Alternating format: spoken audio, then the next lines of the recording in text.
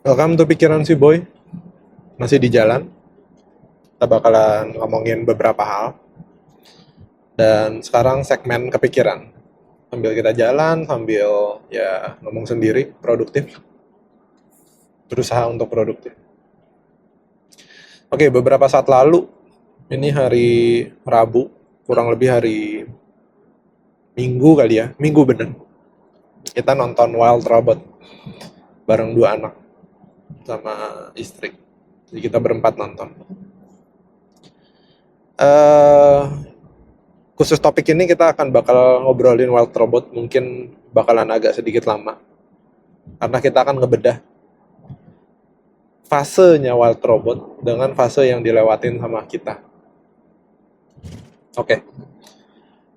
Sinopsis dan ini bakalan jadi spoiler buat yang belum nonton, jadi bisa di skip. Di awal itu ada sebuah paket atau satu kargo paket yang berisi beberapa paket robot yang gagal pengiriman karena badai. Lalu dengan satu dan lain alasan paket ini nyala. Nah, si paket ini adalah si robot serbaguna tadi. Robot ini didesain untuk mengikuti instruksi dan tidak mengecewakan. Kalau kita gambarin, eh, apa ya bilangnya? Kita lahir, nggak kita pengen, nggak kita rencanain, mungkin orang tua kita yang rencanain, tanpa tahu tujuan yang jelas. Jika robot ini nyala, dia kan nanya dong, ada yang bisa dibantu, kerjaan apa yang bisa diberesin. Nah, nggak ada yang jawab. Sepanjang itu pun, dia berusaha mencari jawaban dan menerka-nerka untuk yang dia kerjain tuh apa. Dan ternyata salah semua, karena dia di hutan. Singkat cerita, semua binatang di hutan tuh marah karena robot ini malah ngerepotin, menghancurkan rumah berang-berang, ya merepotkan lah semua hal-hal yang sudah dikerjakan sama hewan lainnya, akhirnya berantakan gara-gara robot ini so tau. Kalau kita gambarin di kita, ada fase di mana saat kita tumbuh besar, kita tuh nyari sebenarnya tanggung jawab kita tuh apa sih? Kita tuh hidup tuh mau buat apa rasanya? Dan semua orang pasti akan merasakan fase ini. Dia akan nyoba A, nyoba B, coba pelayanan di gereja atau di wihara, coba apa, eh, menggambar, coba dance, mencoba main piano, semuanya dicoba. Biar berusaha untuk nyari. Jadi hidupnya tuh buat apa? Lanjutannya nggak ketemu, bener-bener nggak ketemu. Dan sampai di satu titik nalar robot ini bilang untuk rasanya baik untuk duduk diam dulu, menganalisa sekitar agar kita tahu mereka tuh ngomong apa. Seru ya. Ini sih lumayan dalam sih, film ini ya buat saya, karena terkadang kita tuh memang bergerak atas kemauan sendiri. Apalagi kita yang masih muda, kita yang penuh arogansi, kita yang tidak pernah makan asam garam, kita tuh selalu ngikutin insting kita. Seperti si robot itu ngikutin instingnya, dan menariknya robot ini berhasil untuk menemukan titik bahwa diam dulu kayaknya lebih baik deh. Gue pengen belajar bahasanya mereka, gampangannya. Oke? Setelah dia diam beberapa saat, berhari-hari, dia analisa, ada banyak binatang bolak-balik, sampai dia tuh berubah menjadi sebuah gundukan pasir besar untuk melakukan analisa, dia tuh ngomong apa. Akhirnya berhasil lah si robot ini untuk apa ya, bisa berkomunikasi kalau saya benar. Setelah dia berhasil bisa berkomunikasi, apakah menjadi lancar? Tidak. Ternyata setelah bisa berkomunikasi, benefitnya cuma satu. Kita bisa dengar orang itu tidak suka sama kita.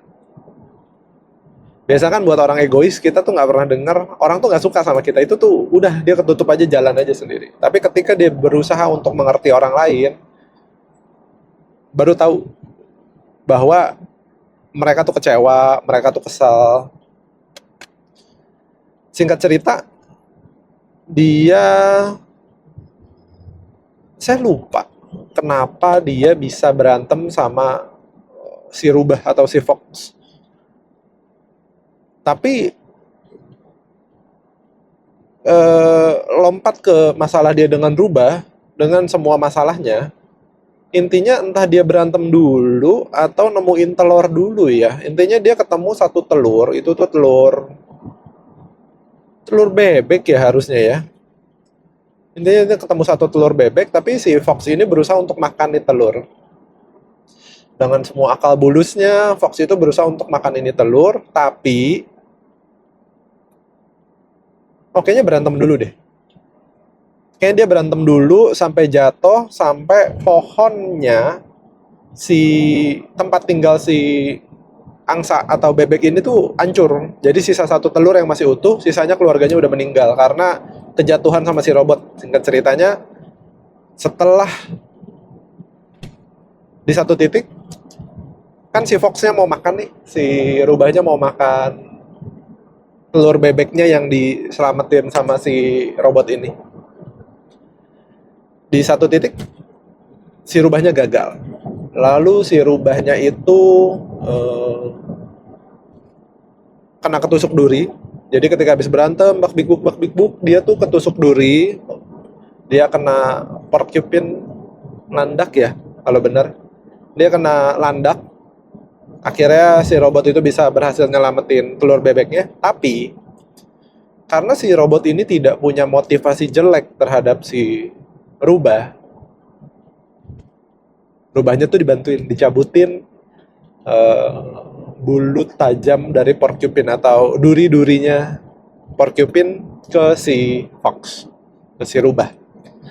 Nah dari situ rubah itu mulai apa ya, mulai terkejut atau bingung gitu loh dengan motivasi buruknya dia untuk mengambil barang ini, tapi kenapa gue masih diselamatin? Mungkin itu titik balik si rubah kali ya, untuk ngelihat si robot ini menjadi sosok yang aneh gitu loh. Karena kan di kehidupan binatang, kalau misalnya ada yang mau mencelakai dan predator ini kenapa-napa, nggak mungkin dong. Contoh, macan ini mau kejar sapi, macan ini kesandung, kepalanya berdarah atau tidak bisa bangun, nggak mungkin si sapi itu nyamperin untuk ngasih tahu si macan untuk bangun gitu kan, nggak mungkin ya di apa namanya, di kehidupan alam liar sana. Makanya si rubah ini mendadak kok dia apa ya, ngebantuin gitu loh. Dan si rubah ini memang tidak disukai banyak orang, banyak hewan lah lebih tepatnya. Lalu sambil berjalan cerita, robot ini mirip banget sama kita yang sebenarnya kita tuh nyari, kita tuh siapa dan kita tuh fungsinya apa sih di dunia. Untuk bisa punya goalsnya apa gitu loh. Menikah kah? Beranak pinak kah? Merawat keluarga kah? Menjadi tulang punggung kah? Menjadi apa ya? Apapun lah yang kita tuh juga nggak kepikiran kita bakalan jadi apa gitu loh. Karena mimpi kita beda-beda, motivasi kita beda-beda, kesenangan kita beda-beda. Mirip banget sama si robot ini. Secara grafis biasa aja, tapi secara cerita sih bold banget ya. Solid banget si robot ini buat bikin storyboardnya. Bikin storytellingnya kuat banget. Sampai semua binatang tuh ditanyain, gue tuh harus apa gitu loh. Sampai di satu titik, telurnya menetas. Telurnya menetas sambil ini telur menetas, telurnya tuh ditinggal. Sampai bingung kenapa si anak bebeknya ini ngikutin si robotnya terus, dan si robotnya ini ketemu sama kayaknya sih tikus tanah ya, yang punya anaknya banyak 7 atau 8. Terus tikus tanah dengan semua dinginnya atau dengan semua apa ya namanya ya, masalah hidupnya dengan anaknya yang banyak itu bisa memberikan sebuah insight bahwa ya udah dulu tuh pertama kali ketemu sama si anak bebek dan anak bebek menganggap lu tuh ibunya. Lalu robotnya bilang, gue tuh nggak punya kemampuan untuk ngerawat ini itu ngerawat ini anak bebek, dan gue juga nggak punya kemampuan untuk jadi ibunya si anak bebek. Kenapa gitu loh? Sampai si tikus tanahnya ini, seorang ibu yang punya anak 7 atau 8 bilang bahwa ya nggak ada yang mau untuk jadi seperti ini dan dijalanin aja. Yang penting lu tahu goalsnya apa. Kalau kayak tikus tanah tuh ngegedein anaknya sampai ada lelucon bahwa dia ngenalin diri anaknya 8, terus satu lagi main dimakan pemangsa. Sorry, anak gue sisa 7, anjing. Dan dia sadar bahwa punya anak banyak itu memungkinkan anaknya dimakan dan dia chill aja gitu loh. Wah gila. Ini seru banget. Maksudnya iya ya gitu loh. Bisa di resiko hidup si ibu ini tuh dibuat real gitu loh. Sisa 7. Sesudah bercanda ngomong sisa 7, anaknya yang ke-8 ini, saya ingat saya, oh bu nggak jadi, aku nggak jadi mati. Aku cuma jatuh, akhirnya balik lagi. Ini agak dark sih. Tapi untuk sebuah film anak-anak ini dalam banget. Sudah belajar dari situ, akhirnya si robot ini merecognize bahwa kan dia kan sebenarnya butuh alur ya. Gimana sih caranya? Gue tuh hidup, robotnya tuh hidup buat apa gitu. Dia lagi nyariin itu. Akhirnya setelah ketemu ibu tikus tanah ini, dia baru punya sebuah konsep. Kita harus membesarkan dia. Oke. Membesarkan si bebek. Sambil berjalannya waktu,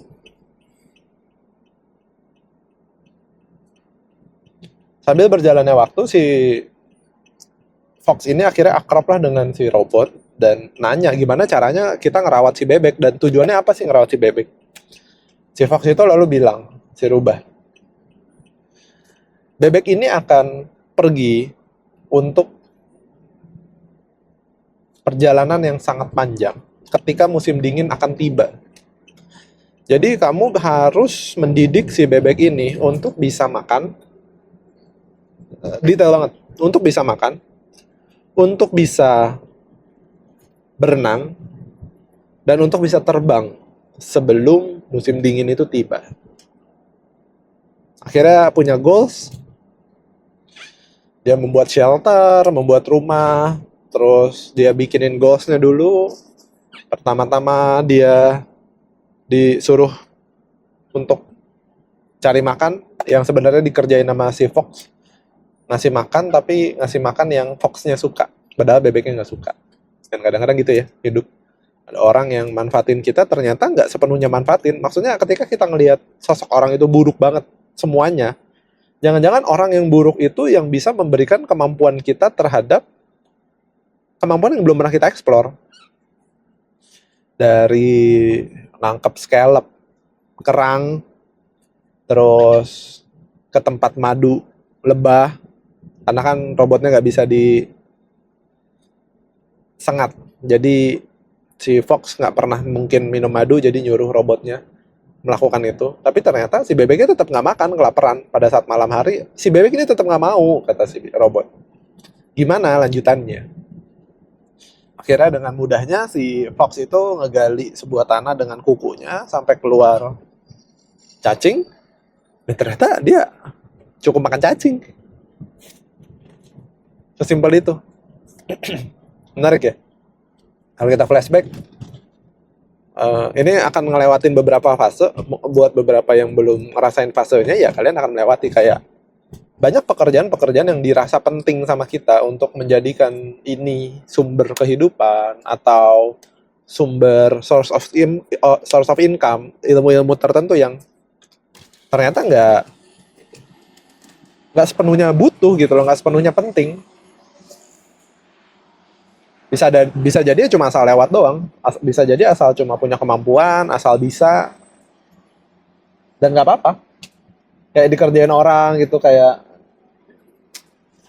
nggak apa-apa untuk bisa ngerut atau ngerut Android, install ulang komputer, segala macam yang menurut kalian kerjaan-kerjaan nggak penting, nggak apa-apa gitu loh. Karena nggak ada yang nggak penting dalam hidup. Along the way, semua orang akan belajar, semua orang akan tumbuh. Tapi dia akan profesional dan fokus di bidang apa, itu yang menjadi cerita yang menarik. Akhirnya si robot ini fokus terhadap 3 poin tersebut. Jadi ini sebenarnya fase kita banget sebagai orang yang hidup, tidak minta dilahirkan, mendadak punya kesadaran. Di umur 3 tahun kita mengenal nama kita siapa, di umur 2,5 sampai 3 tahun kita tahu kita punya orang tua. Dan lucunya, kapan ya saatnya anak ini punya tanggung jawab tertentu terhadap tujuan hidupnya.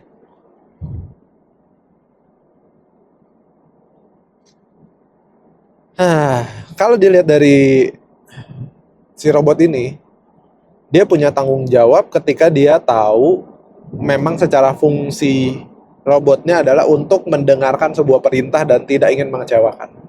Kalau kita sebagai manusia mungkin lebih ke arah kita tuh enjoy melakukan apa, atau kita tuh sebenarnya buat nyari duit tuh apa sih yang harus dilakuin. Dan ya banyak banget lah orang melakukan banyak hal. Saya nggak perlu ngomongin diri saya pribadi. Semua influencer di luar sana yang sudah sukses, semua pebisnis hebat tuh melakukan hal-hal yang tidak penting. Kalau saya ngikutin cerita, yang saya ingat Timothy Ronald pun ketika masih muda jualan pomade, dan kenapa enggak gitu loh. Melakukan banyak hal untuk ngejar tujuannya, entah itu uang. Jadi ya kalau ngejar uang bagaimana, entah itu keluarga, jodoh, entah itu tanggung jawab terhadap orang tua. Jadi sebenarnya kan kalau si robot ini tuh punya tujuan cuma satu ya. Apa yang harus di delegate, dia akan delegate. Tapi ketika kita hidup, asli semuanya jadi masalah.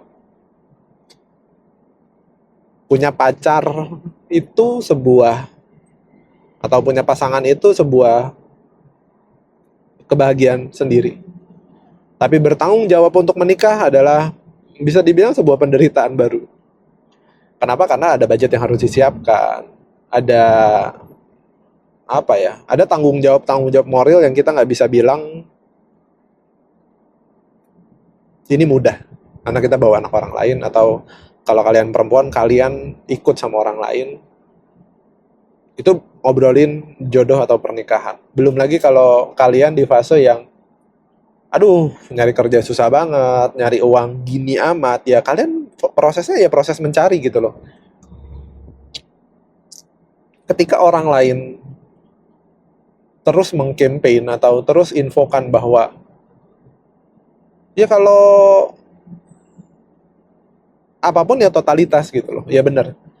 Tapi ada fase juga di mana kalian bisa ngikutin si robot ini, atau ini fasenya adalah kalian sudah melakukan banyak hal dulu ya. Jadi bukan kalian tidak pernah melakukan banyak hal, kalian ngikutin fase ini. Tapi kalian sudah ngelakuin banyak hal, tapi kayaknya nggak ada yang pas gitu.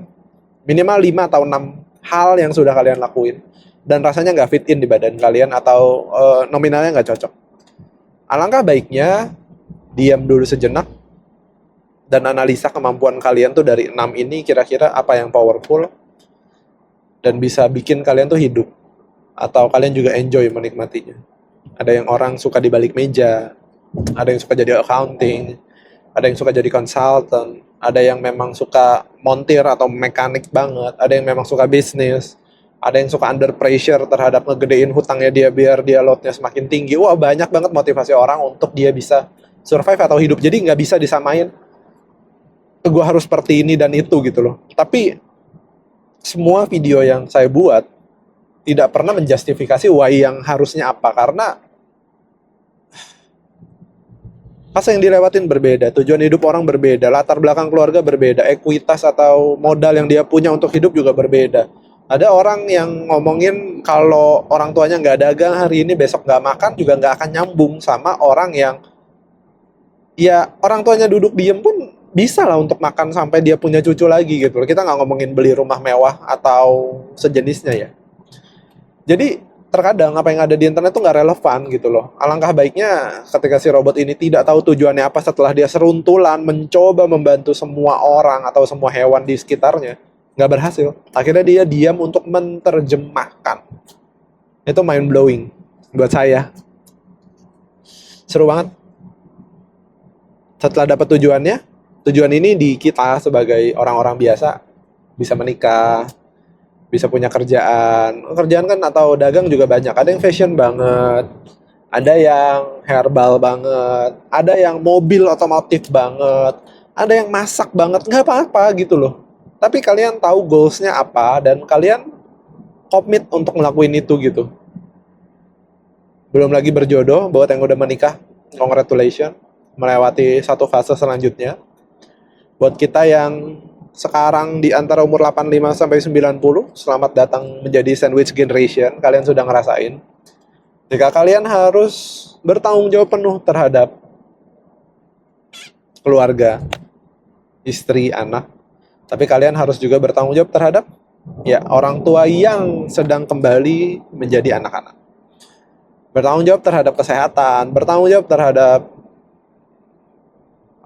income itu, keuangan. Jadi dua hal, kali kita dijepit dengan dua hal yang bisa dibilang pressure lah. And it's okay. Kalian dapat berkatnya, kalian tahu cara bertumbuhnya, kalian punya semangat untuk mencari nominalnya, dan keep it up. Singkat cerita, setelah kita ngomongin kehidupan kita pribadi, kita balik lagi ke si robot ini. Robot ini sudah punya tujuannya. Makan, bebeknya udah beres. Nah, serunya ketika bebeknya belajar berenang, bebeknya itu tidak bisa berenang seperti bebek lainnya, karena kan gak ada yang ngajarin.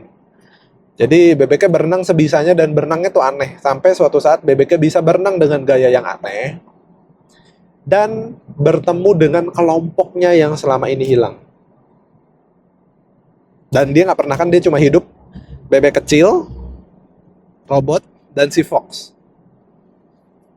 Akhirnya dia ketemu kelompoknya, ternyata kelompok besar ini menjadi omongan ternyata bebek kecil ini menjadi omongan di si kelompok besar ini. Bahwa bebek aneh yang dirawat oleh monster. Tuh lihat tuh, nggak bisa berenang, nggak bisa apa. Dan fakta yang menarik adalah kelompok besar ini bilang bahwa, hello, lu kok bisa sih hidup sama monster yang ngebunuh orang tua lu? Mind blow. Ada drama dalam sebuah drama yang solid banget, bukan drama cinta tapi drama kehidupan yang lumayan getir ya. Nggak kebayang. Diasuh sama orang yang ngebunuh seluruh keluarga kita. Akhirnya bebek itu menjadi sebel, nggak mau dengerin robot itu. Dan kalau kita flashback ke kehidupan kita, relate gak? Ini bukan ngomongin masalah ini bukan ngomongin masalah kita tuh sebenarnya orang tua kita bukan orang tua asli, bukan. Tapi ada satu titik getir di hidup kita sampai kita merasa pengalaman sebelumnya karena kegetiran ini tuh nggak penting. Contoh, kita pernah menyesal dengan amat sangat tempat kerja yang kita loyal itu tuh memilih orang yang lebih rendah dari kita untuk dinaikkan jabatannya. Padahal kita sudah melakukan semuanya. Nah, itu maksudnya kegetiran kayak gitu tuh pasti adalah. Entah apapun itu, ini salah satu dari banyak kegetiran yang bisa dimention. Tapi ada yang seperti itu. Merasa bahwa anjing kalau tahu kayak gini mah udahlah, gue waktu itu mah kerja biasa-biasa aja, gak usah bisa semuanya, gak usah pulang overtime. Tapi kalian lupa, saat kegetiran ini belum timbul, kalian kan all out dan gak ada masalah untuk melakukan banyak hal yang kalian merasa itu tuh bukan tugas dan fungsinya kalian. It's okay.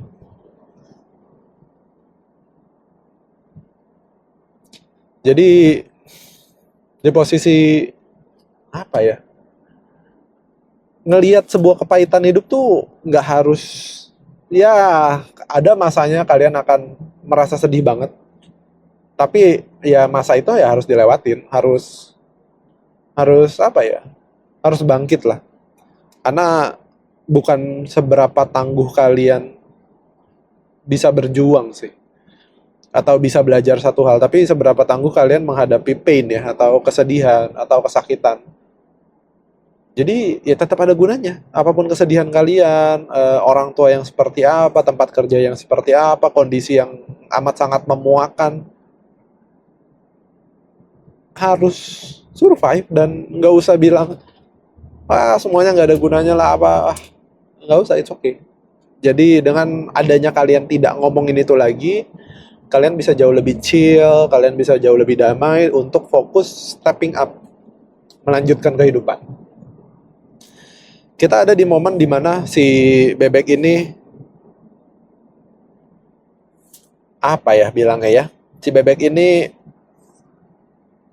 ada di masa kelamnya untuk nggak mau ngedengerin si robot lagi karena dia sudah ngebunuh, karena robot ini berbohong segala macem. Tapi si robot ini pun punya tanggung jawab, ada satu hal lagi yang nggak bisa ditoleransi. Kenapa? Karena bebek ini belum bisa terbang. Eh, ya kalau kita ngomongin kayak gini kayak anak ya, anak sudah dibesarin, sudah tumbuh sehat, kondisinya baik-baik saja, mikirin dia kerja, dapat kerjaan baik, pengen dia punya usaha, kapan dia nikah, lah, wah adalah ada aja terus. Jadi orang tua, mau jadi anak, siklus kehidupan kan, seperti itu. Singkat cerita, bebek ini pun akhirnya belajar terbang dengan si robot tanpa dengan sudah adanya gesekan lah, karena ya disadari bahwa harus dia belajar terbang, kalau enggak ya dia nggak akan bisa apa ya, nggak akan bisa ikut kawanannya. Bebek itu akan mati gitu loh kalau nggak belajar terbang. Dengan semua pengorbanan dari si robot untuk membuat si bebek ini bisa terbang, kayak kita memperjuangkan sesuatu mirip.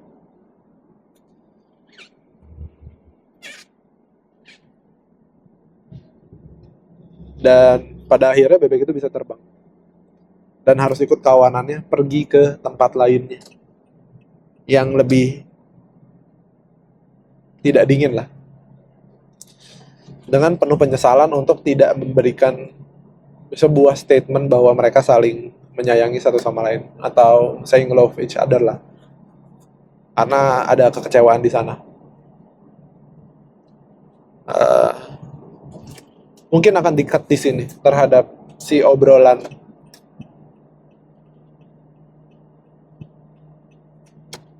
The Wild Robotnya. Kenapa? Karena setelah itu ya yang berjalan adalah story dari si Wild Robotnya. Tapi sampai sini pun terasa sekali bahwa wow, film anak-anak yang simple tapi mewakili kehidupan kita pribadi, yang cari jati diri, hidup untuk apa, mencari goals-goals yang direncanain, menghadapi kekecewaan.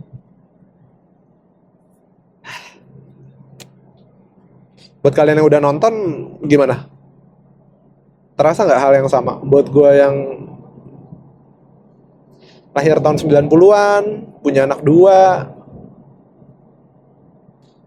menikah dengan orang yang dimimpikan, kayaknya sih deep banget ya.